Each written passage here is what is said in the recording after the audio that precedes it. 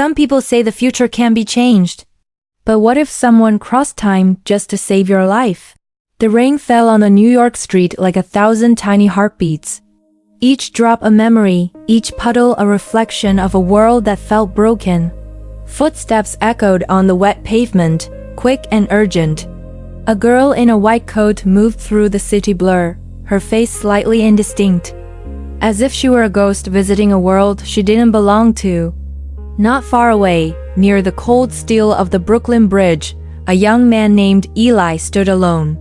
The city lights glittered below, but his eyes saw none of it. They were hollow, reflecting a weariness that went bone deep. He looked like a man who had already said his goodbyes to the world. A man who had given up on ever finding his way back from the edge.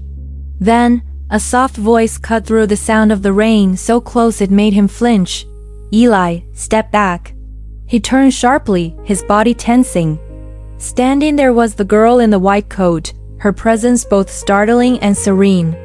Water dripped from her hair, but she seemed unfazed by the storm. "Do I know you?" Eli asked, his voice rough from disuse. A small, sad smile touched her lips. Not yet. She told him she was from tomorrow, a day that hadn't happened yet. Eli let out a short, nervous laugh. It sounded brittle, like something breaking. "You sound crazy," he said, shaking his head and turning back towards the water below. She took a step closer, her voice gentle but firm. "If I was crazy, how would I know your name? How would I know the pain you carry, the weight on your shoulders? How would I know about the promise you made to your mother before she died?" Eli froze. The words hit him like a physical blow. A single tear escaped and traced a path down his cheek, mixing with the rain. All his defenses crumbled in that one moment. He looked at her, truly looked at her for the first time. "My name is Arya," she said softly. "And I'm here because of tomorrow. Tomorrow you will save someone, someone important. Someone who changes everything." Eli shook his head, the disbelief warring with the impossible truth of her knowledge. "Why would I save anyone? I can't even save myself." Arya's gaze was unwavering, filled with a sorrow that seemed ancient.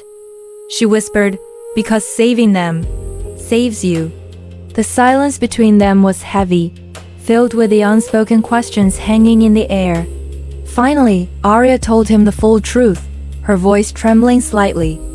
"Tomorrow, a little girl will run into the street, chasing a balloon. A car will be coming. You will be the only one close enough. You will risk your life to save her." Eli's own voice shook as he asked the question that echoed in his soul, "Why me?" Arya looked down, and he could see the glint of tears on her eyelashes before they fell. "Because that little girl is my mother." The world seemed to stop. The rain, the city, the cold wind, it all faded away. Eli's eyes widened in stunned comprehension. "Your mother?" Arya nodded, looking up at him with an expression of desperate hope. "If you don't save her tomorrow, I will never exist. My life, my future, everything I am, depends on what you do." Eli felt himself break. His life, a montage of pain, loss, and darkness, flashed before his eyes. All the failures, all the moments he felt like he wasn't enough. Why can't someone else save her? He pleaded, his voice cracking. "Anyone else?" Arya stepped forward, her presence filling the space between them. "Because only you will be there at that exact moment. Only you will see it happen. Only you will care enough to act." Her words weren't an accusation. They were a statement of fact, a declaration of faith he couldn't understand. For the first time in years, Eli felt something stir within him, a flicker of warmth, a sense of purpose. Arya lifted her hand, her palm glowing with a faint, ethereal light. "When the moment comes, choose courage, not fear, please." Suddenly, a brilliant white light erupted around her, so bright it forced Eli to shield his eyes. A wave of mist rolled over the spot where she stood, and just as quickly as she had appeared, Arya was gone. Vanished, as if she were just a dream born of the rain and the night. The next day, the sun was bright, the sky a clear, crisp blue. The rain had washed the city clean. Eli found himself back at the same bridge at the same time. He didn't know why he was there. Maybe it was a fool's hope. Maybe it was madness. Then he saw her.